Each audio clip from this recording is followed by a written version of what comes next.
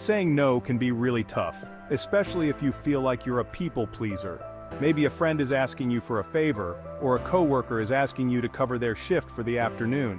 How can you stand your ground politely without feeling guilty, or worse, feeling guilted into something? Don't worry, we've put together plenty of tips and tricks to help you stand your ground in the future and say no in a nice way without being rude.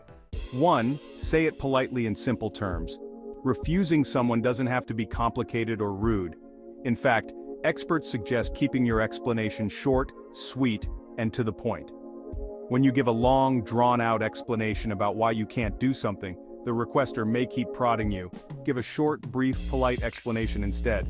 You might say, "Sorry, I'm busy that day," or "I'd love to help, but my schedule's tied up at the moment." You could also say, "No, I've got a lot on my plate this weekend," or "Sorry, that doesn't really interest me." It can be really hard to say no at first, especially if you're worried about disappointing or upsetting the other person. Try to remind yourself that your time is just as valuable as theirs, and that no one is automatically entitled to your energy and free time. 2. Speak firmly. You can be assertive and polite at the same time. Choose firm, definitive words when you say no, so there's no room for extra negotiation. With any luck, the requester will leave you alone and move on to someone else. If a coworker asks you for help, you might say, "I'm sorry, I can't help you at the moment. If I get any free time, I'll be sure to let you know, or I've worked double shifts for the past 3 days, and I don't have the energy to cover for anyone right now." 3. Stand your ground. Some people don't always take no for an answer. If your first refusal doesn't get the message across, stand strong. Tell them again that you can't meet their request and that you aren't going to change your mind. It's okay to be a little pushy, especially if the requester isn't backing down. Remember, you aren't obligated to help, and you aren't a bad person for saying no. If a pesky salesperson won't get off your back, you might respond, like I said before, "I'm not interested," or "I know that you don't give up easily, but I'm not changing my mind on this." 4. Remind the requester that it's nothing personal. Saying no doesn't mean you're rejecting the other person. Instead, explain politely that you just don't have the time or energy to meet their request right now. Depending on the situation, you might offer to lend a hand later, or ask for a rain check on an invitation.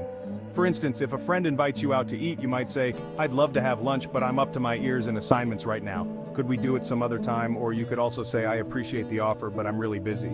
5.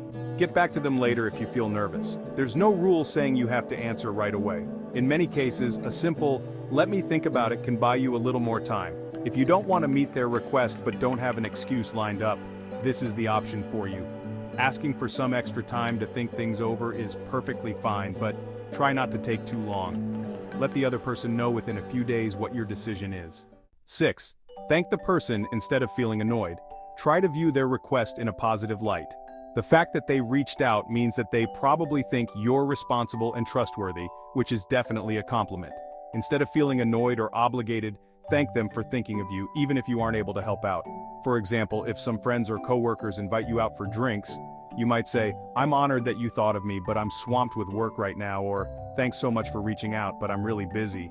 If a charity representative calls you, you could say, "I really appreciate you thinking of me. I'd love to help, but my schedule is jam-packed." 7.